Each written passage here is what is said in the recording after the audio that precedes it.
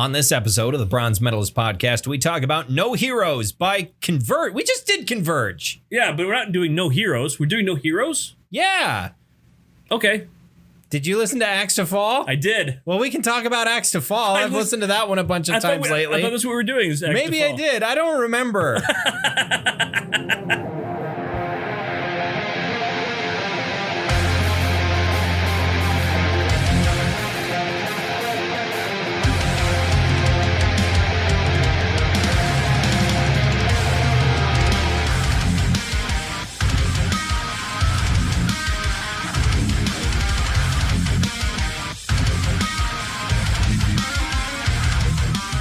Hi, everyone. Welcome to an episode of the Bronze Metalist podcast. I'm Kale. I'm OJ. And apparently, I forgot what we were doing today. Uh-huh. We're professional broadcasters. Supposedly, we like metal and we like to talk about it. Because remember, you came in and you played for me. When you get to this song, it's going to be cool. And Cruel Blue. No, I played that song for you just as a thing to show you, not because I feel like we were listening to No Heroes. But I'm glad you listened to Axe to Fall and we can talk about it. I enjoyed it. We're going to have to. I haven't listened to No Heroes yet. Well, just pause for a moment. Yeah, let's just pause for a half hour. 45 minutes. Let me get my vinyl out and listen to it for the second time today. All right. I guess we're talking about Axe to Fall, which is a Converge album from 2009. I was not prepared. Not prepared. Your notes. For that. Your notes My shit. detailed notes that I take for every single episode of the podcast. Uh-huh. I used to kind of do that. Yeah. I used to take notes and shit. We used to go song by song. I remember. Yeah. It was a thing. That was way too much work. Who needs that shit after I already work for a living. I don't need to do that. Yeah, we're drinking beer. We're not at the office. Whereas this is not our job. I got a call earlier. Speaking of which, like at 5:30. Hey OJ. Yes. Did you cut that spot? Are you cutting it today? At 5:30. At 5:30. Do you have any fucking idea what time it is, Pamela? She doesn't. That's why she sends us work orders at like 7:00 at night. Can you get to this today? No. No, first of all, I'm half in the bag. Yeah. Secondly, I'm not wearing pants. Third of all, I'm not even at work.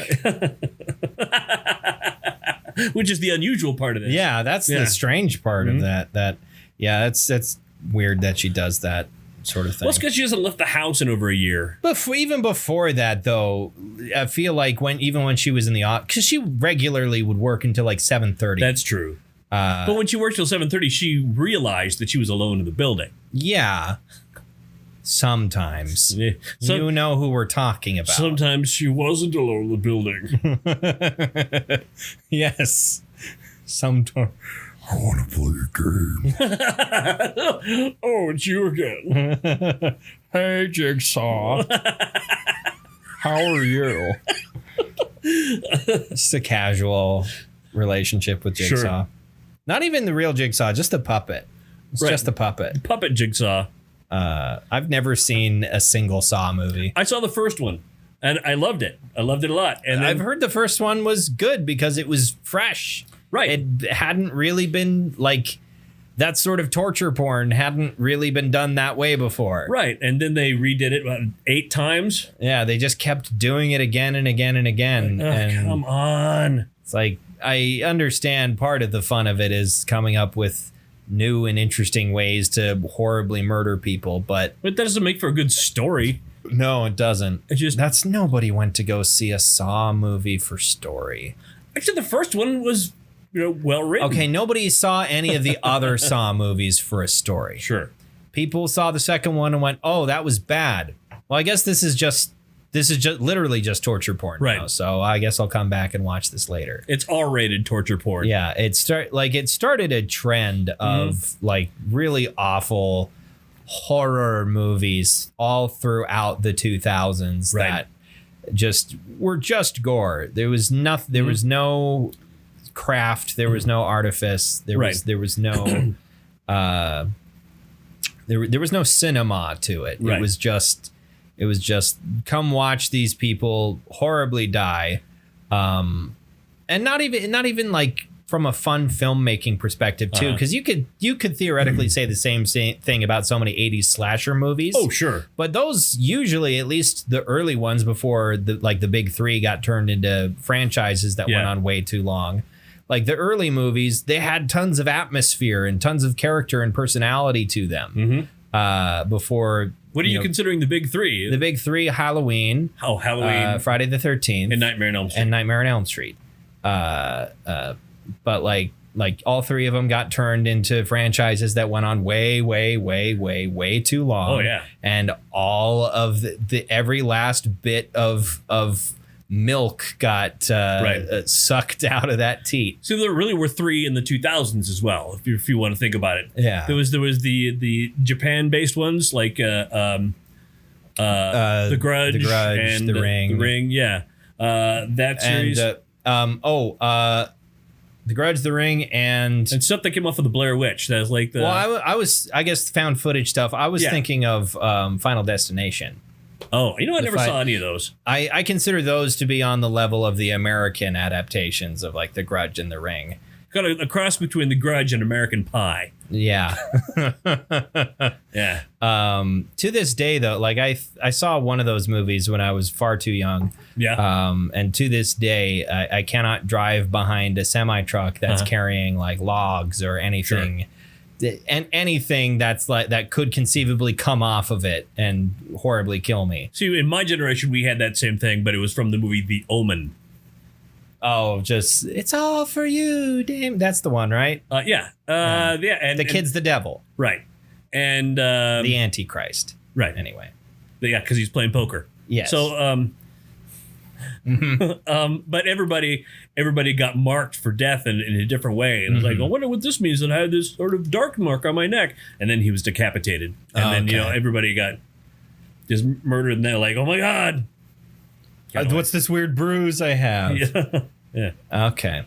But I guess there was kind of. It actually is kind of weird though. I don't think there was like to my knowledge, not really a glut of found footage movies right after the Blair Witch Project. Yeah, I guess it did take a while. It was delayed.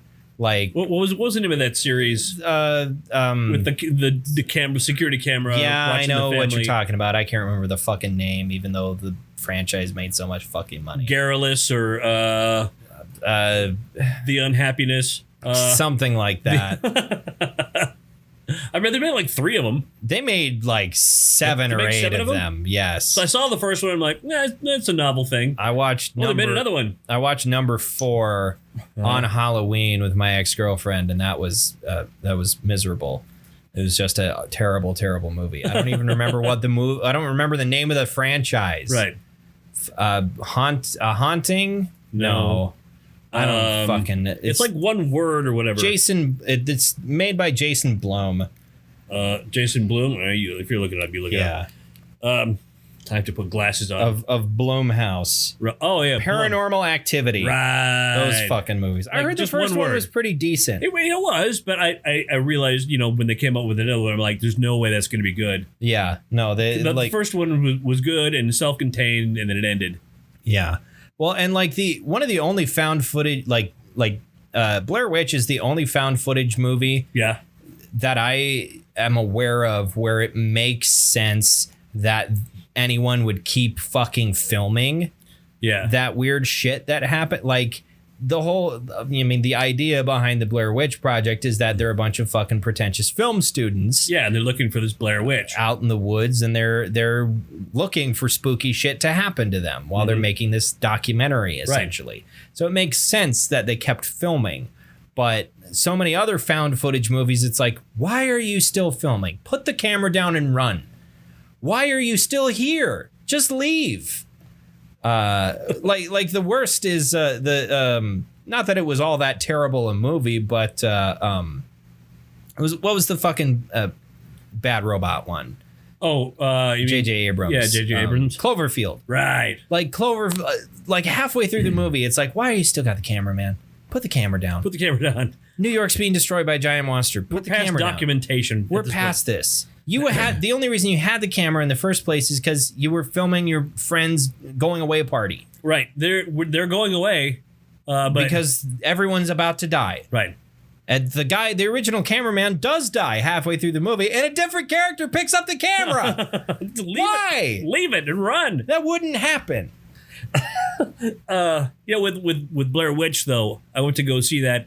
I had a terrible hangover, and then a friend of mine says, "Hey, what are you doing today?" I said, "I'm going to a movie with a friend." He said, "You should stop by and see my new tarantula." So I went over to his house and saw his new tarantula, and we got really, really stoned. So I was no longer hungover so much. Yeah. I was really... But you were in an altered state. I was. And so I went to go pick up my friend, and she and I went to go see the Blair Witch Project, and the shaky camera... I barely made it through the movie, got through the movie, then we had to go back to the radio station we worked at, and I barfed. Yeah. Probably. Yeah. It was probably a combination of the being high and also having the hangover more than anything. And the shaky cam. Because I feel like being high with the shaky cam wouldn't really do that much. No, the hangover, The hangover is what killed that. Mm-hmm. But you didn't think it was real, though? No, but there was a guy at the TV station at the time before it came out who said, "This shit is real, man. This shit is real." So many people thought that. Yeah, I said, "No, it's not. Why would you think it's real?" It's like the fucking Orson Welles' War of the Worlds of our time. Right. But people should have known better. Like, I can forgive some people in the Great Depression who haven't read H.G. Wells, not understanding that they were listening to, a radio play. Uh-huh. I can understand that. But now, like even in 1999? Was it 99? I think it was 99, yeah.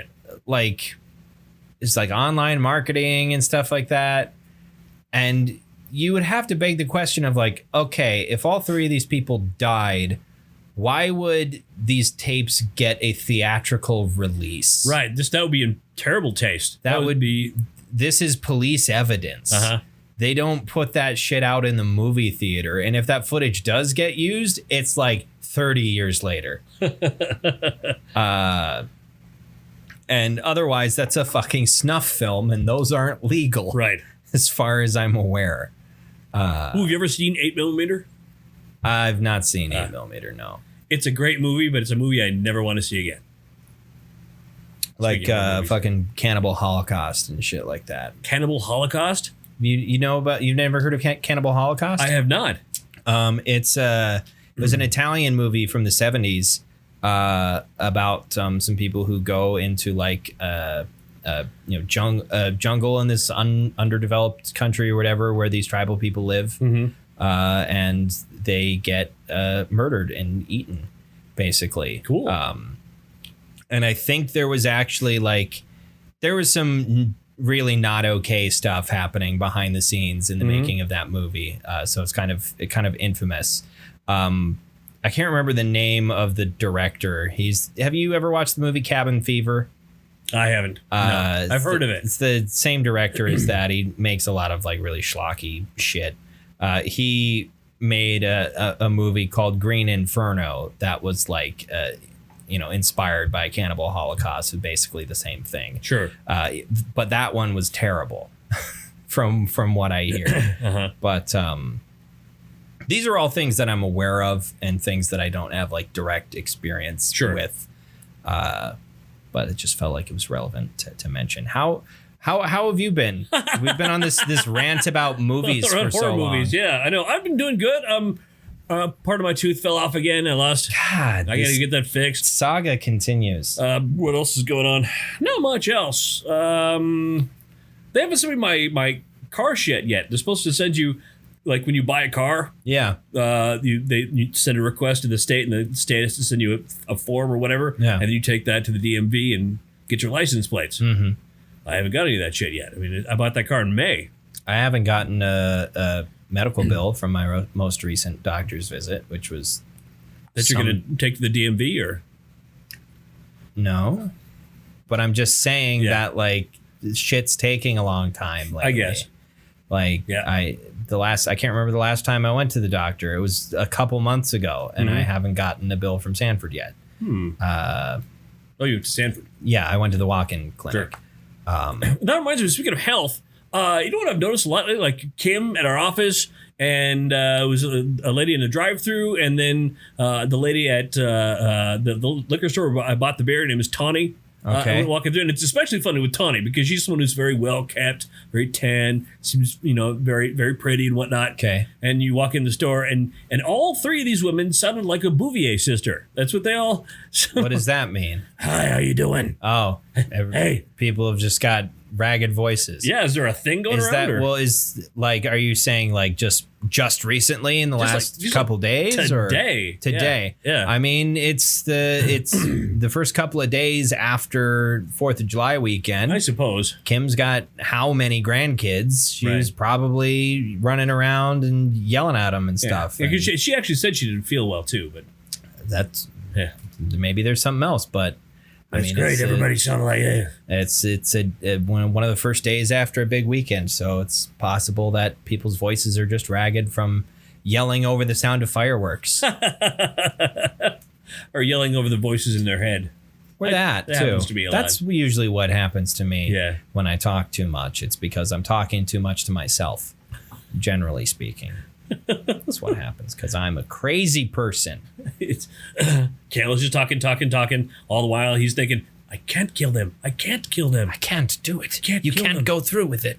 But some of my time when I'm not talking to myself, I spent watching a show called Clarkson's Farm Sure. on Amazon Prime. It's Jeremy Clarkson from Top Gear and the Grand Tour, and the British version of Who Wants to Be a Millionaire, and a whole bunch of different things.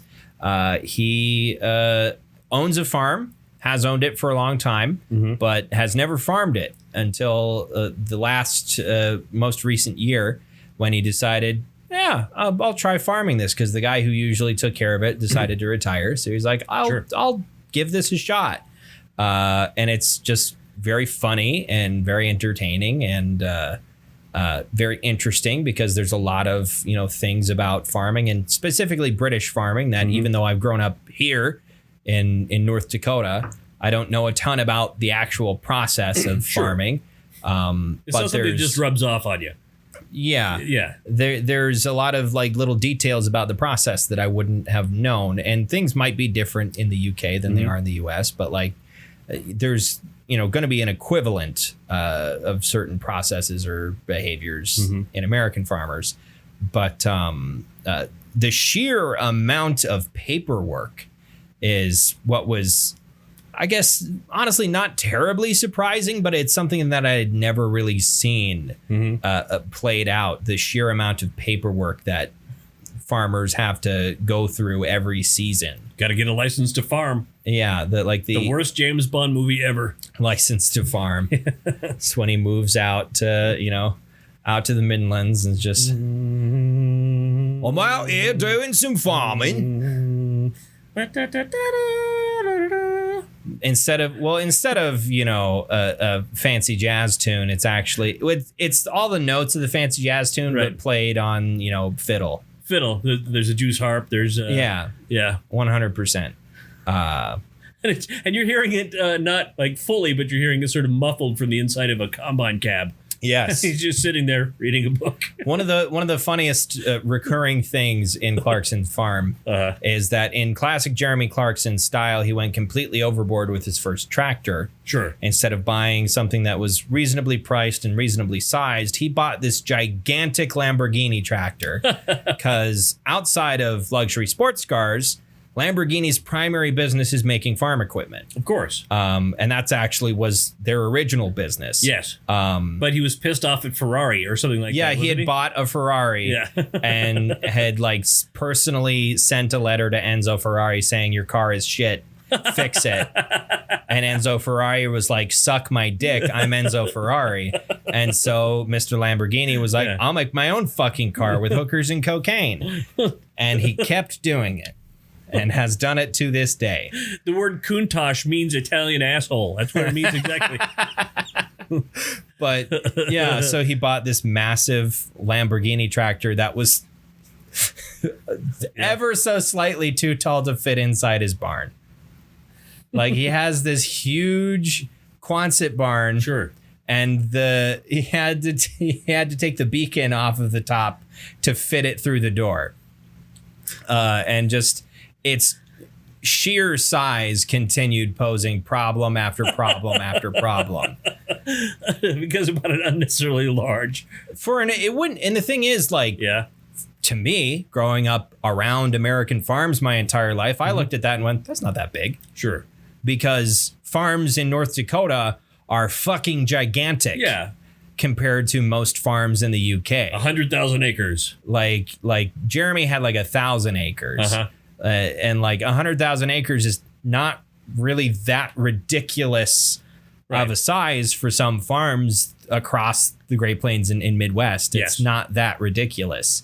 That's just how it is. Yeah, that's just, we got a lot of wide open land that has over the years been consolidated by different owners. And like, you know, that sort of consolidation has happened in the UK, but it's still people generally own much smaller plots. Right. I mean, you're talking about a landmass the size of Florida. Yeah. There's not quite as much open space and arable land. Right. And people have also been living there and farming there and owning land and having laws about owning land for thousands of years. Yep. Whereas that stuff, you know, the ownership of a parcel of land is fairly new to the United States. Farming isn't, but saying this is mine, that's fairly new. Right. But so it's a very interesting show, I found, and very entertaining because it's Jeremy Clarkson being a buffoon most of the time, thinking he knows best when he does not. And the hilarity of it is, like, you know, on the Grand Tour, Hammond and May don't put up with his shit, but just deal with him. Like, they've been friends with him and coworkers with him for so long. It's just like a natural part of, okay, Clarkson's going to do his thing. Whereas these, like, very knowledgeable, down to earth country folk have no energy to put up with his bullshit whatsoever and are not afraid to tell him off and tell him that he's a moron and that he's doing shit wrong. And that, like, there was this young guy who was like, he was like 21. His main helping hand on the farm, his name is Caleb, 21 years old, and like massively experienced compared to Jeremy Clarkson. Been farming since he could talk. And knew exactly what he had never left, like very, very old school style of English person, and that he had never left like the 30 square mile area of his home village his entire life. So all he's done is taken care of that. J.R.R. Tolkien would have loved him. It was like he was a model of a hobbit. He was plump-faced and agrarian. With hairy feet. Probably. Yeah. Didn't really see his feet, but Tolkien would have seen him. That's a hobbit right there. Just make him a couple feet shorter. Put that halfling to work. Well, you don't need to put a halfling to work. They go and do it themselves. Right. Because they like to farm. But anyway, it was a fun series. I've been playing a lot more Skyrim. I was going to get back into that because I haven't finished the Dragon Reborn. Dragon Reborn? Dragon Reborn. Dragon Reborn. The Dragon Reborn. The Dragonborn DLC. Dragonborn, yeah. Not Dragon Reborn. Did you finish Dawnguard? I have not. I haven't even started Dawnguard. You haven't. That was the first one that came out. Right. Well, because you don't have to play them in order. No. Well, I mean, they're not even connected to each other. I just bought this disc. I bought the deluxe set. How many years ago? Not that many years ago. Yeah. I think Quinn was already working there when I bought. Okay. And I got the felt helmet with it. Nice. Yeah, and everything. But it came with the DLC both. Okay. So. No, I've been playing a lot more Skyrim. Also on Friday, I played a terrible game. It was Family Friday. I was playing on stream with my friend Matt, and we were waiting for a couple other people. We were going to play something else, and it didn't work out. So he and I downloaded and played a game called D&D Dark Alliance, which is the most recent adaptation of the Dries Doordan series. Of books. Dark Elf. Or Drow, I guess we would say. Is the an adaptation of those characters into a video game form. Sure. And boy, what a piece of shit that game is. It's fucking awful. Nice. I've never felt something that felt worse to play. I'm glad I didn't pay for it because it's on Xbox Game Pass for PC. Sure. So I didn't pay a cent for it and promptly uninstalled it when we were done because, wow, it sucked. It was really, really bad. After that, we decided instead to play a much better version of the same concept, which is Warhammer Vermintide 2. Nice. Which is a far, far, far better version of that idea of game and a lot more fun. I love Vermintide. It's an extremely fun game. It's like Left 4 Dead, but you have like RPG character classes and you have a loot system where you can craft and find better weapons and stuff that you get at the end of the game. And you have different character classes and whatnot. And all the while you are constantly hacking and slashing your way through hordes of Chaos Warriors and Skaven and Beastmen and stuff. And sometime this year, early next year, that same studio is making a 40K adaptation called Darktide, which is basically Vermintide, but it's Warhammer 40K. And you're fighting against like Chaos cultists and stuff as a bunch of normal humans. You're not Space Marines. You're like Inquisitors and Imperial Guardsmen and stuff. I wonder if Chaos Cultists is a band. Chaos Cult, it has to be. Yeah. If it's not already a bolt thrower song. Yeah. I should bring another bolt thrower album for Death Metal December. But anyway, do we want to talk about No Heroes? No, wait, Axe to Fall. Sorry, I was looking at my notes. I'll check after we're done here. It doesn't really matter at this point. I mean, the point is moot because I didn't listen to No Heroes. That's true. So Axe to Fall by Converge is a 2009 album that they put out. What more to say? It's an album. It's an album of music. Of music, certainly. It came out October 20th, 2009, and features a frankly insane amount of guest musicians. Yeah. Almost to the point where that's kind of the point of the album in a way. Like, they're obviously all the songs are, written and produced by Converge, but there's a shitload of guest musicians on almost every single song, I think. And some critics didn't care for that. They kind of felt like the album was maybe a little bloated, maybe a little like it didn't have enough I just want to hear Converge. I don't want to hear all their friends and whatnot. It still sounded Converge-y. Yeah, it does. And it's one of the things I like about it because you have all these other voices adding their own things to Converge's sound. And there's a couple of songs on here that are honestly some of my favorite songs of theirs. Really? And songs I wish that I could have an entire album of Converge doing songs in that style. And they haven't really done songs of that style since then, like Wretched World or Cruel Bloom. I want a whole album of Cruel Bloom shit. Just get Steve Von Till and write an album with him. What's he doing? He's teaching school in Idaho. Just put out a new project called Conversus. Yes. It's perfect. Conversus in. Get Stephen Brodsky in there. From Cave In. Let me just talk about personnel here, or track listing here. Let's see. So Dark Horse has no guest musicians on it. That's the opening track. That's the fast blasting. Katy Perry cover. Yeah, it's a Katy Perry cover. Reap What You Sow features a guest musician named Sean Martin. Axe to Fall features a guest musician named George Hirsch, who is from a hardcore band called Blacklisted. Cool. Then song number 4, Effigy, features Steve Brodsky from Cave In. John Robert Connors from, I'm not sure, and Adam McGrath, also from Cave In. I feel like I haven't given that band a fair shot. Neither have I. I've listened to a little bit of it, and at the time I was like, I got to do other shit right now. I don't know why I started listening to this, and then my mind is like, I don't know. Yeah. I feel like I haven't given them a fair shot. Some of it feels like some of their stuff they have an extremely eclectic range of stuff that goes from like metalcore and like Converge style stuff to like almost kind of like emo punk type stuff. Like it goes all the fuck over the place. Then we've got Worms Will Feed, Rats Will Feast.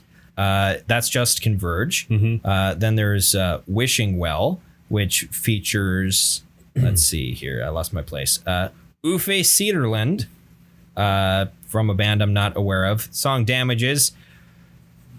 Trivikrama Dasa. Okay. Losing Battle and Deadbeat are both just Converge. The song Cutter, song number 10. I really like that song too. John Pettibone. Slave Driver is just Converge. Then Cruel Bloom. You have Steve Von Till, Amy Argote, someone addressed just as The Rodeo, and Chris Taylor. Yeah, that's one of those, just the song on the album that if you played this for me and said, who is this? I would say it was Neurosis. Sure. I wouldn't say it was Converge. But got like the ending of Cruel Bloom. Oh man, when the guitar hits. I've listened to that song so many fucking times over the last week, and it never gets old.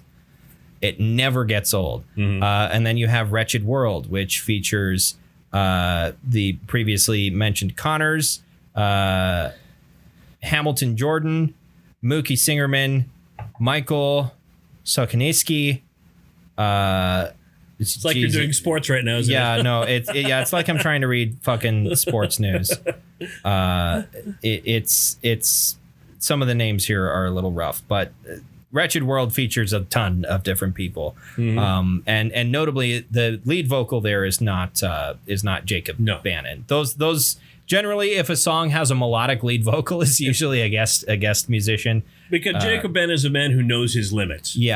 And like he, does, I guess, clean singing on his solo work, but it's not like for I guess it's not really solo work. It's basically solo work with Where Your Wounds, but the atmosphere of Where Your Wounds lends itself much more to his style of singing, which is he has a very, very hoarse, very raspy sort of voice. Like not the Bouvier sisters. Yeah. And not in the sort of, not in the pleasing way that Steve Von Till does. Sure. I love listening to Steve Von Till do his almost spoken vocals because his voice is so gravelly. Yeah. But I just love, I could listen to him do that all day.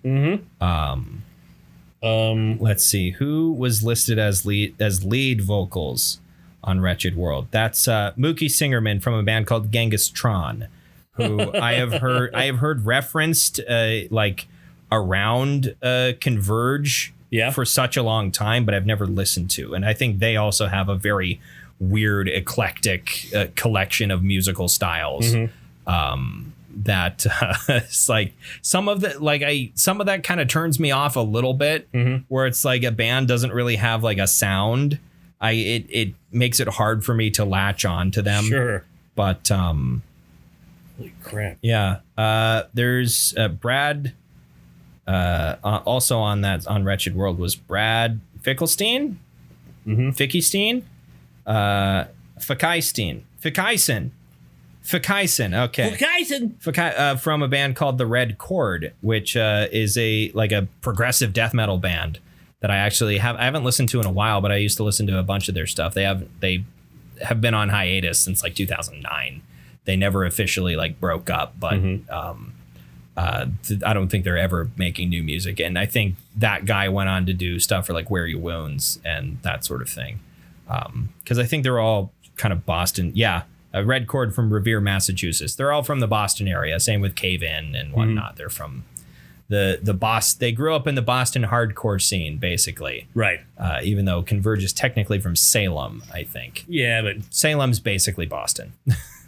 I think it's technically it'd be a suburb, maybe no. At this point, theoretically, the way it has grown, a bedroom community maybe would be more accurate. Yeah, theoretically. It's a part of the metropolitan area, more or less. To the point in Fallout 4, it's a 2-minute walk for some reason. Yeah, it's because the area is so condensed. It's like in Fallout 3, Bethesda, Maryland is, a half an hour walk away from downtown Washington, D.C. Sure. And Bethesda is where you find Todd Howard. Yeah, yes. you find Todd Howard's corpse there. They do have like a couple self-referential things in Fallout 3, of course, but I don't think there was anything as overt as here is the body of a man named Todd Howard. That would be funny, but it's not there.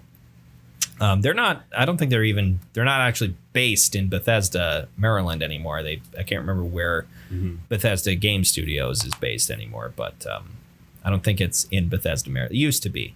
It used to be in Bethesda, Maryland. Maybe they're in Georgetown now, which is also like a 2-minute walk in the game from Bethesda, Maryland. Right. Bethesda and Georgetown, I think, are like right next to each other in Fallout 3. and then it's 5 minutes to the west. You get to Denver. Yeah. And a couple more minutes and you're Fallout New Vegas. But right. And if you head south out of there, you're in Bogota, Colombia. Yeah. Well, I was going to say if you keep on walking, then you can go back in time to Fallout 1 and 2 in California. Sure. But you have to go west. Yeah, you have to keep going. You have to keep on going west from Las Vegas. But this is an album that I've slept on a lot throughout my experience with Converge. Like generally, like so much of my attention has been focused on like Jane Doe and that sort of thing. And then there's a period where I was listening to I forgot the name of the album for a second. I was going to say The High Cost of Paying God. That's the name of the song on the album. What's it called? Spotify. Open. Go back to the thing. I was... God damn it. I didn't realize I had clicked off of a thing. But now I know. Now I know. What's it called? When Forever Comes Crashing. Yes. I was listening to that a lot for a little bit. And then like I had Axe to Fall. Or I had... No, not Axe. I had No Heroes on CD. Sure, on CD. And like All We Love, We Leave Behind was new for a while. And then The Dusk and Us came out as I was already a Converge fan. So I listened to that. But like I always kind of ignored Axe to Fall until, recently when I ended up on this Converge kick. Whereas like I always knew there was a couple songs that I liked. I liked Wretched World. I liked Dark Horse. But there was not like a ton of other songs on here. And now that I'm like not prepared to be talking about it, like I don't have a bunch of the other songs. I'm sure specifically in mind. I listened to the wrong album. I have no doubt. It's possible. I mean, it's not the wrong album. It's a good album. But I don't have the songs like directly at hand to talk about necessarily. Other than like Cruel Bloom and Wretched World. I don't know if they did Cruel Bloom in their Blood Moon sets. That was a video that I showed you that they've done at a couple different shows where they had the appropriate people around. They've done what they call Blood Moon sets, which is them playing their like slow, weird songs with Chelsea Wolfe, and with like Steve Brodsky and with the various guest musicians that they can get around. So I don't know if I'm certain there has been a music festival where Steve Von Till has been available to do vocals for Cruel Bloom. I would love to see that live. And now like having listened to that has gotten me into like today I was listening to Neurosis a bunch. Wait, which album? I was listening to Times of Grace. Okay. I was also listening to their newest one earlier today as well. And then I was listening to over the weekend some of Steve Von Till's like solo work, which is just like haunting.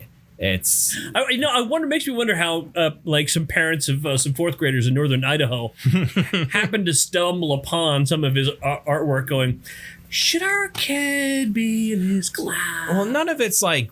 I mean, it's not like violent or weird. It's just sad. It's sad and it's like just dark and kind of depressing. It feels like mental illness. He seems to just put all of that in there because every interview I've seen with the dude, he seems like a very happy, cheerful guy. Yeah.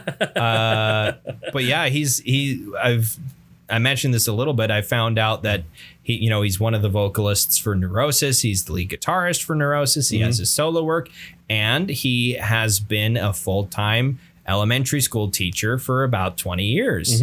And I had read that like it was, the late 90s, and they were like, okay, are we going to keep doing Neurosis as like a thing? Is this going to be a whole part of our careers? And at this point, they were all in their early 30s already, I think. Sure. And we're like, we're all trying to start families. We're all doing this. How are we all they're going all in to... their 50s now, I think, aren't they? They're all in their early 50s. Yeah. And they're like, how are we all going to support ourselves and our families? Is this realistic doing going forward? Is this realistic? So they decided to all split their time between, pursuing normal careers or the closest thing to a normal career and doing music. And that's what they've done. And Steve has done that as a teacher. And that's great. School's out. Well, time to go on tour.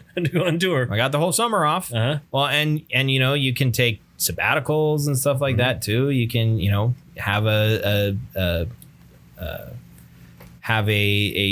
sub fill in for a while, and it's not like while he's got, if he needs to take a month off. I feel like the school he works at probably understands at this point that's normal for them, but if you need to take a month off, it's not like some other teachers who, if they're taking a sabbatical, I think usually you get paid for that sort of thing, but like he's out doing something, he's making money, he's doing his other job. It's not like he's just got a complete month gap of not making any money. Sure. So yeah, I think that would be super interesting to see him as a teacher, because he's like a big, like older dude with a big long beard. He's got tattoos on his arms, and he kind of talks like, he sounds like Matt Pike. He and Matt Pike sound exactly alike. Sure. Even like their I guess yelled vocals, you would call it. He's got, a very sort of gruff kind of yell that he does, which Matt Pike more or less does for High on Fire. There's a bit more grit to it for Matt Pike, but like their speaking voices sound very, very similar because they're both from California and have both probably smoked a billion cigarettes. I feel like at this point, though, Steve is going to outlive Mike. Probably. Mike's gotten his shit together in the last couple years, though. That's true. That is true. Yeah, he's like working out and eating healthy and not smoking. Right. Not smoking tobacco. Cigarettes, right. Getting Matt Pike to give up weed would be like telling a fish not to drink water.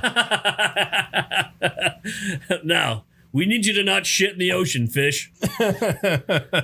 Yeah. It's like, Matt, have you considered not smoking so much weed? You realize I wrote an album called fucking Dope Smoker, right? You realize I'm like 50 years old and I sound like this. What do you think's gonna happen? I have a gruff surfer dude accent. What do you think I've done my whole life? Which reminds me, I'm Matt Pike. Bitch. A friend of mine, well, actually, he was more a friend of my little brother's. Okay. Has opened a vape shop in town, and I found his TikTok.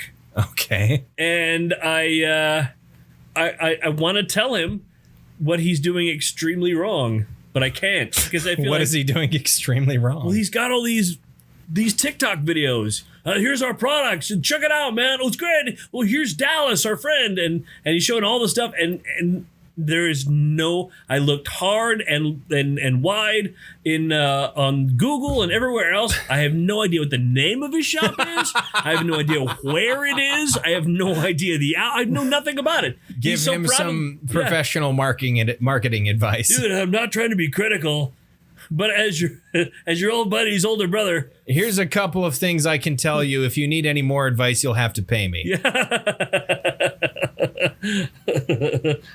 I mean, this is an opportunity. People are finding your TikTok. Isn't that great? Yeah. Where the fuck is your store? Where is your store? Where are you from? Yeah. What's its address? What's it called? What are your prices? Like, yeah. I feel like also now is not the greatest time to be opening a vape shop anywhere.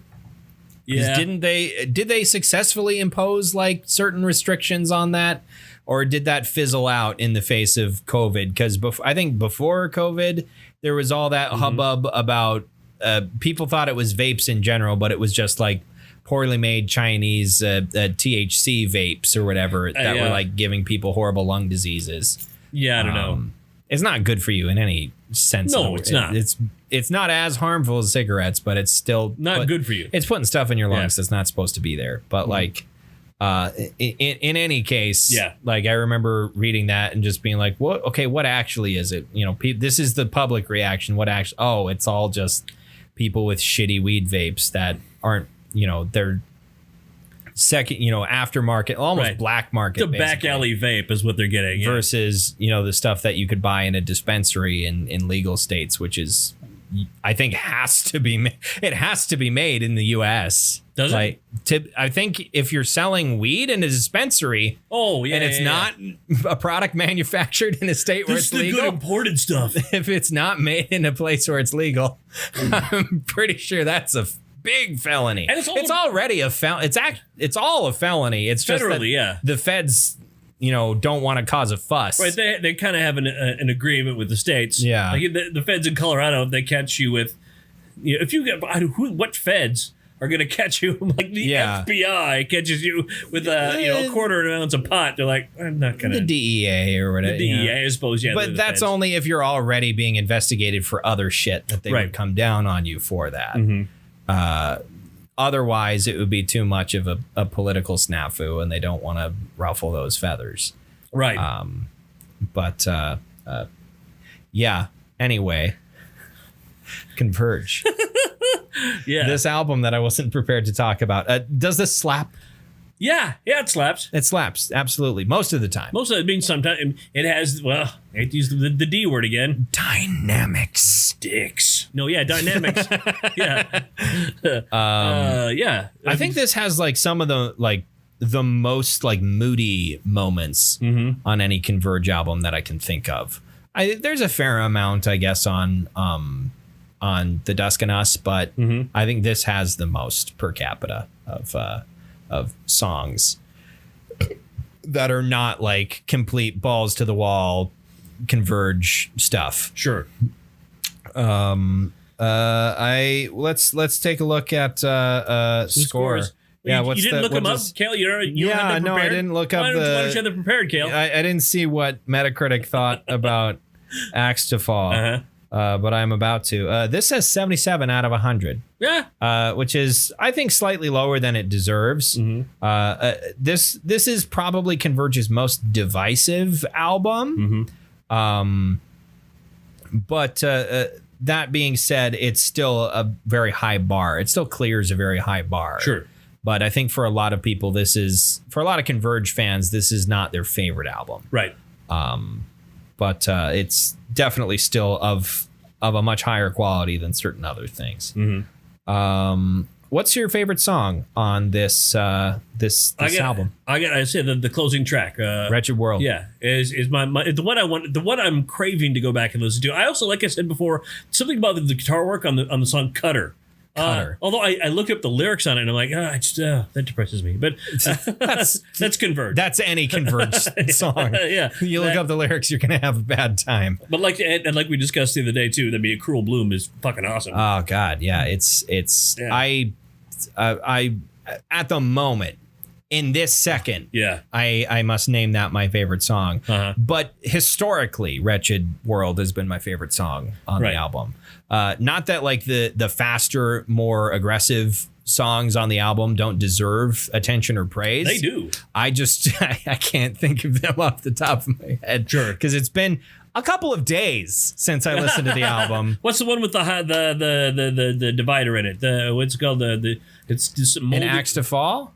Or in Moldy Gloom, Poopy Tits, or Worms Will Feed, Rats Will Feast. That one, yeah, I like that. I remember really digging that one, as well. That song. There is another hyphenated one. I think they do that because I was listening to my vinyl of the album that I think we were supposed to listen to. I was listening to my vinyl of No Heroes. Sure you're right. And the song Grim Heart Black Rose also has a slash in the middle of it. And that's because that's where you flip the disc. Sure. In the middle of that song, which is weird to me because I had forgotten there was that break there because it had been a while since I listened to that vinyl. That's them being artsy. I think it was just necessity of there's this much space on this disc. Right. And these songs where's a good place? This is already an 8-minute long song and it has a natural break here. But yeah, so that's probably what that song is on that album because it comes at roughly the halfway point. I think there's technically more tracks after that than there are before it, but I think a lot of the tracks after it are maybe a little slower, perhaps, or a little faster. I mean, to fit in more of them on that side of the disc, because I know Heroes. Well, no, on this one too. Oh, okay. There are more songs after Worms Will Feast or whatever it was called. Worms Will Feed, Rats Will Feast. There are more songs after it than before it, but I imagine maybe some of the ones after are shorter. But I'm trying to remember if Jane Doe is a double album or if it's just a single, because No Heroes is a single disc. Sure. Although it's weird, my Jane Doe vinyl is a 45. Really? It's a 12-inch 45 RPM. All right. Well, that means you're getting higher quality, I guess. But it's like it's a double album. It wouldn't be a double album if it wasn't. If it was a 33 1/3, it would be a single album. I guess. But they probably sped it up for quality's sake, and they made it a double album because fuck it. The vinyl sounds good. Yeah. It's also a fucking beefy vinyl. Like the vinyl's thick as hell. It's like a brick. It's huge. So yeah, it was confused because that was like one of the first albums I listened to on vinyl when I got my record player. Sure. And did you play it at 33 1/3? I had it at 33 1/3 because that was my understanding that most 12-inch vinyl records that's how it goes, are 33 1/3. And I put it on the platter and was just like, what the fuck? Why does this sound weird? And then I was like, oh yeah, I can turn it on a different speed, and then it sounded normal. It's like, what the fuck? Why would you do that? But that's you've illuminated some reasons as to why they may have done that. But I don't have any other albums. I don't have any other albums that do that. Or 45. That are in 45 at that size. Sure. I don't think I have any small 45s. Any of the 7-inch or whatever. I don't have any of those. I guess I do have there's like a B-side or like a single, I think, that came on a little tiny little disc for the Alien Weaponry album that I have. The Australian band. New Zealand. New Zealand, right. Because they're Kiwis. They're all of at least partial Maori descent. Right. So their songs are sung in Maori, which is awesome. Really, really cool. I actually had a disc that I got out of a magazine. I wish I still had it. Do you remember what it was for? It was for a band called Cacophony, which was Marty Friedman and Jason Becker. Okay. If you know I know one of those names. Marty Friedman was the lead guitar player in Megadeth for a long time. Okay. But this is before Megadeth. Wait, so Dave played... I didn't know Dave plays rhythm in Megadeth. Yeah. I didn't know that. Well, he also plays lead. I mean, they switch off. They switch, If you listen to Megadeth is a whole lot of masturbation going on in Megadeth. We're talking about Dave. Yeah, it's what we're gonna play. Now we're gonna play this long solo from the lead guitar player, and then Dave is gonna play a long solo. Then we're going back to the other lead guitar player, and then we're gonna There's some big egos in this band. There's some big egos playing. But I mean, there's one big ego. There's one massive ego, and then there's 3 other people who have enough of an ego to not be crushed by the fucking Jupiter-sized ego in front of the microphone. Yeah. I need to listen to some more Megadeth. We should do that. We should do some Megadeth. It is weird to me that did Dave Ellefson. Why did Dave Ellefson leave? Okay, because now they've become basically a puritanical band because Dave Mustaine is extremely Christian. Yeah, born again. And Dave Ellefson had some sex tape leak. Oh, okay. And so he said that's not acceptable. Who wants to watch a Dave Ellefson sex Oh, yeah. tape? Man, yeah. Whoa, a 57-year-old man. Fuck wants to watch 57-year-old bass player nailing a woman. It's not like, okay, I can understand if it was 1991, maybe some people would want to watch a Dave Ellefson sex tape. Not even then. But I mean, like, I'm talking about like a heyday of, Sure. 91's not really a heyday of thrash metal, but Megadeth was still a big band. They were a big band, yeah. And continues to be, but like, Sure. who the fuck wants to watch that? Jesus Christ.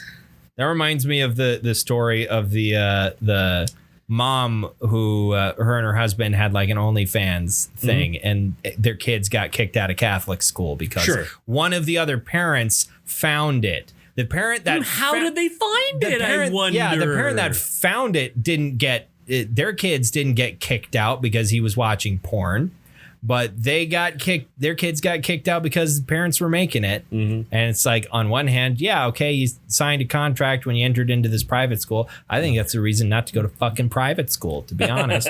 I went to private school. I went to 2 different private schools. How did that go for you? Oh, it was great. Fucking great. Yeah, public school doesn't give a shit. No, They don't give a shit who your parents are or what they do. Just come to fucking class. But what medal are you bestowing upon Axe to Fall, like Maz Kanata to Chewbacca? It's tough because I want to listen to it again, but I think it's a high B for me, or high silver for me. You want to listen to certain songs again. Yes. That's and that really has been my experience with this album for the entire time I've been a Converge fan. There are certain songs I will always come back to and want to listen to specifically, but the rest of the album kind of can sort of fades away into the background.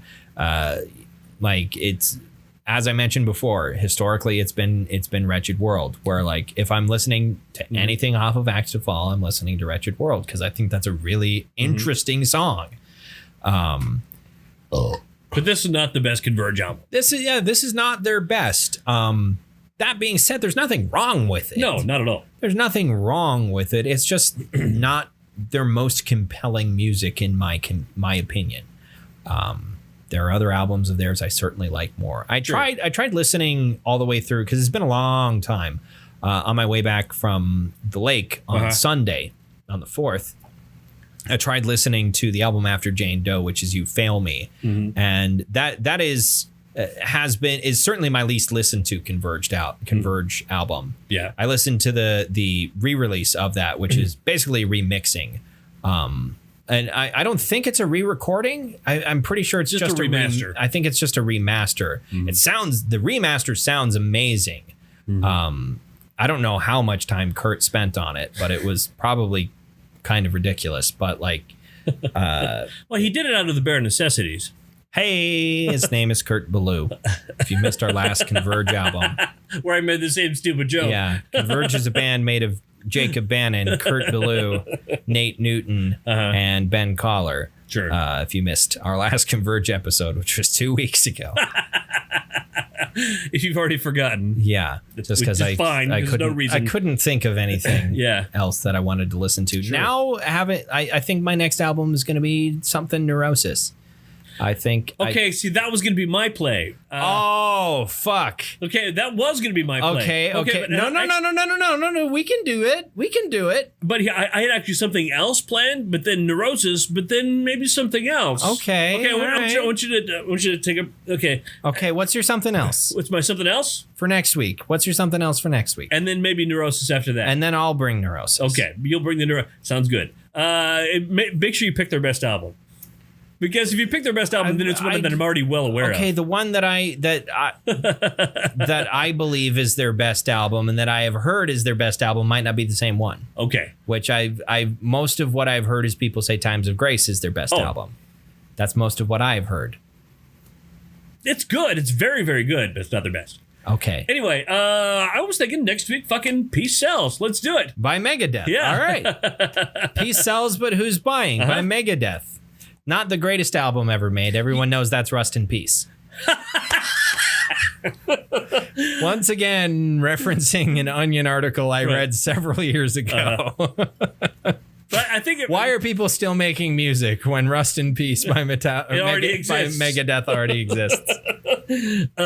Yeah. No, but in all seriously, Peace sells, who's buying? Peace smells, but who's buying is where you want to step. There's got to be a parody. Peace smells. There's got to be a parody album. Peace smells, but who's sniffing it or something? Oh, what was the joke I heard the other day? There was a guy driving a car. He was on the TikToks. It was a dude driving a car and says, "Oh, my friend got mad at me because, I was sniffing his sister's underwear." And I don't know if it was because she was still wearing it or because the fact that his entire family was in the room. Either way, his reaction made her fucking funeral that much more awkward. That joke just keeps on building. Yeah. I like that. Yeah. I like that where it just you keep heightening it. It takes some talent. But yeah, so next week, Peace sells, but who's buying? Sure, why not? Now we've done all the four, all the big we've four. We've done we'll have done the we haven't done Metallica. We haven't done a Metallica album. Right. I forgot that for a second. Yeah. Yeah, we haven't done a Metallica. We haven't done a Macaulay Culkin. Macaulay Culkin was in a band for a while. I'm sure they have albums that are out. His little brother was in Lords of Chaos. Yeah. Oh, yeah. I was gonna say his little brother was his youngest brother. Yeah, was in Sex Bomb Moms. No, the band that the movie's about. Mayhem. Jesus Christ! What the hell? Okay. How did I forget Mayhem? I thought you were talking about his other brother who was in Scott Pilgrim versus the World, where the band was called Sex Bomb Moms. Right. He wasn't in the band though. He was just Michael Cera's gay roommate. Sure. I forgot the plot of that movie. What's the one with Scotty Doesn't Know? That's Eurotrip. That's Michael Cera is not in that. Okay. That's Scotty. That's fucking Matt Damon. Yeah, it is. Lip syncing to that track. I can't remember what the band is. I don't remember. Early 2000s. Those movies are like sugar to me. If I see one, it's like and then dissolves and it's gone, and I forget the entire fucking thing. I don't care. That whole it was funny for a second. That whole era of boner comedies. Yeah. Anyway, before we go on another rant about movie genres and whatnot. Until we do our next episode about Peace Sells, who's buying? Sure. Find our pages on Twitter and on Facebook. You can follow or like them or whatever the fuck it's called on those different websites. And we'll post episode links there if you want to listen to it in your browser.